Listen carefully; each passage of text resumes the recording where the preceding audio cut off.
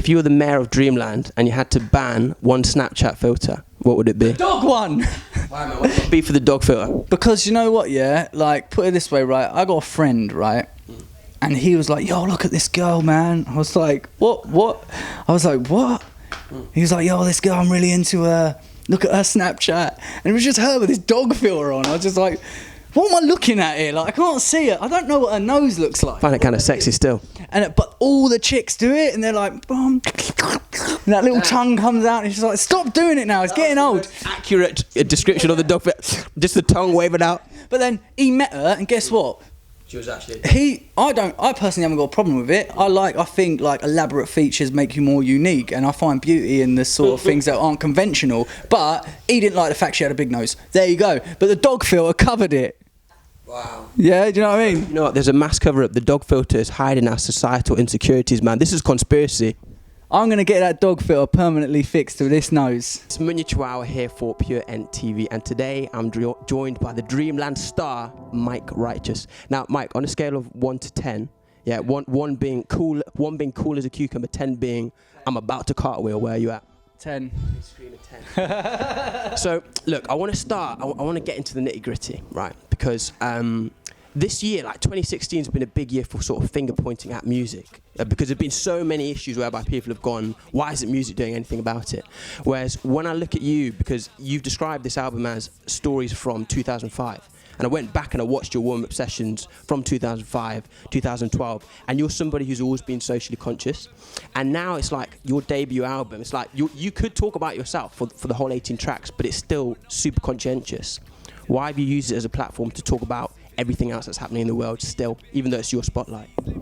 Well, boy, to be honest, I just feel like given the opportunity, given the talent that I was able to acquire, it's just what I feel is right. So it's nothing other than the fact that when I go to sleep at night, I want to make sure that the good I done that day outweighed the bad. And if I went on stage that day and told people a bunch of lies, I wouldn't feel good about myself. Because you also did an open letter. I saw you did an open letter on Twitter where you're saying, I could make a track that 1 million people like go crazy to, or I could make a track that connects with one person. And like, I guess it's quite an inspirational motif to have. It's not what everyone has. Why is sort of influencing the minority and connected to them in that special way better than sort of just a big overhaul? Why does that mean more to you? Because that's a great question. Because that one person that I got through to, that was splitting up with his girlfriend, his mum and dad are splitting up, he's just been diagnosed with like a terminal illness, or the girl that is in an abusive relationship, or the boy that's struggling to come off drugs, or his father's struggling to come. These are the people that hear this, that will hear one of my records, and it will just give them a little bit of hope.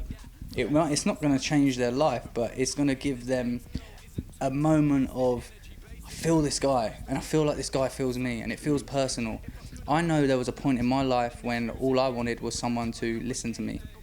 I spent most of my time listening to the usual suspects, and for me, that I felt like they were speaking for me. I could relate to them. When I listened to Eminem spit Till I Collapse, I was like, that's the sort of, that made me want to fight until my bones were like about to collapse. So if Eminem never did, if I never writ certain songs like Tempo the Dance and sitting there and saying I live to prove wrong, I feel like that person that sits there in that hospital bed can say that to himself, like I will live to prove wrong, and I'll do better, and I'll get better. For me, if that happens with one person, that's more important to me than having 6 million people stand in a club and wave their hands to your song, because it might put a lot of money in my pocket, but it don't put a lot of pride in my heart. Like, I can imagine the writing process, because this is like a long project. It's been the pipeline for a long while. I imagine it's pretty emotionally draining, like sort of taking yourself back to spots where it was more difficult, like the video for 2005, where you're back in the same streets and it's like back in the same neighborhood. When you finished writing the album, like, did you feel emotionally drained after all of it, or how did you feel? Well, when I finished writing the album, there was a sense of relief, in a sense of like I told the story, and I feel like I told it well up until where I am now. There were some anxieties, like I guess we're not touching on everything, or it's like the order that is coming in, but ultimately everything worked out for the best in that situation. I think like for anyone who hears this album is like, well, I want to check out this guy's history, and they go back and they see these warm-up sessions with millions of views. It wasn't always like that. Like like as with any artist, you've had your struggle. And I actually did some research into Margate, which is where this the seaside town used to exist, and the theme park Dreamland used to exist. And interestingly, like Margate, along with the whole of Kent, was one of the main areas to vote like leave. It's like the Vegas of like America. Yeah. And it's that area, like in the recent like EU poll, voted to leave, and so I can imagine that having come in and feeling like that's targeted by like geopolitically like racist groups, like things like UKIP and BNP, like they come to Margate to sort of breed their political agenda, and it works because Margate is Margate, and it's a little bit behind, it's a little bit old-fashioned, and the people there aren't yet to crack on onto what life is. There was even because we actually were going to visit there to get a feel for the place it was set, and there was actually like they even had, just in line with what you're saying, they had a White Lives Matter march whereby you can feel like it's slightly behind, but you grew up there. Your parents moved there in the 80s. Like, how did it shape you? By them people. My family moved to this country without an understanding of the social circumstance growing up in the West can lead to, and what happened is they ultimately were torn apart. And I was the youngest of 5 brothers, so I got the back end of it. I grew up without no parents, without no family. I saw all of my brothers go to jail. They taught me so much via their like mistakes, but ultimately, like I had to grow up, and I was taught by my family, but the people that taught me the ropes to life, the roads, the codes, the way the things go, were white faces, white youths that sat around the back of estates and smoked buds. But the thing is, if people argue like you're like a product of your surroundings, why are you not like that? What was the lifeline? I am like that, and this is what should give each and every one of you hope, because even in that community there was a collection of people that you'd look at on the surface and probably think racist, but no, these were the people that took me under their wing, gave me these values. They mentored me, and you'd see them, and you'd want to walk on the other side of the street and walk past them if you saw them. But like, that's the little glimmer of hope, is that it's not all like that, because I found them people in Margate, and they mentored me and gave me these values, led me to live by this sort of moral compass. Okay, now in regards to, I've been really keen on finding out, like, when is the globally, when's UK music going to get a spotlight, especially the type of sort of like conscientious rap that you make. And there was an article that The Guardian wrote in May where they were saying that the reason that there's never been a successful grime or UK rap album is because it just doesn't appeal to the masses, and when it does, it's a fluke. That's what they actually said. They said that hardly any UK rap album has ever got to double figures. And I guess it says there are 2 people that could be in that equation, the artist and the consumer. So in terms of like us as consumers, what do you think we appreciate the music that you make, in terms of, are people in this age willing to sit down and really process the lyrics? Because that's where so much of your magic is. Just like finding them few good men in a town like Margate, you will find people that will value and cherish your words for what they are, rather than people that are just really can pick an artist up and then drop them at their disposal because things are so easily accessible, and you can't blame them for that. We put ourselves out there. We feel like if we're not in sight, then we're out of mind. But I genuinely live with the hope every day that this music will get to who it needs to get to, and it will help the people it needs to help.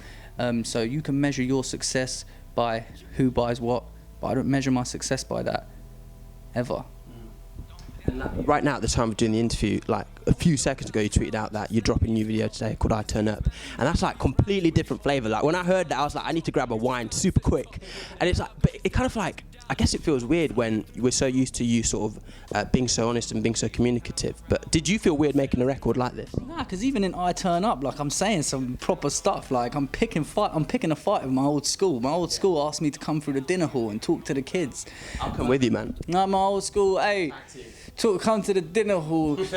and how can I come to the dinner hall and give a talk to the principal when I got kicked out of the school and now I get paid more than he does? So you're gonna make me go to school and say, hey, be like this guy? Yeah. No. We need to start a food fight. No, You flank him. I'll go in straight in. Go there and I'd say, you're right, kids. I did drugs and I dropped out of school and I did what these guys said I never could. Ha! I think that's part of the curriculum already, isn't it? I didn't really, but that's just to over-accentuate the fact that you don't have to do what they want to. No, I Turn Up's not about my old school, by the way, but it was just like in there's still stuff, you know what I mean? Yeah. I'm still like, there's another alter ego, there's another side to me that we like to call Mike Reckless. Mike Reckless. Yeah. Okay, tell me about this dude. If this dude had a Tinder profile, what would it say? Reckless. He wouldn't have one. Okay. He wouldn't have one. He's too reckless. Okay, too reckless. What would it say on his Wikipedia? Like, who is Mike Reckless? Oh man, give me a teaser. You know what? He's not here right now, but if he was here right now, he'd say some foul stuff right now. Like, so it can't happen. He's rated 18. Mike Reckless, you might find him on Snapchat every now and then, like turning up. He turns up, innit? Like I turn up. Maybe that was him that said that, writ that track. Like, yeah, he's a problem, fam. Like, he's a problem. It's been Mike Righteous. I've been Munich Chihuahua. Strangest interview of the day. But the best of his life. No. He will admit it off camera. This has been Munich Chihuahua, Pure NTV. Peace.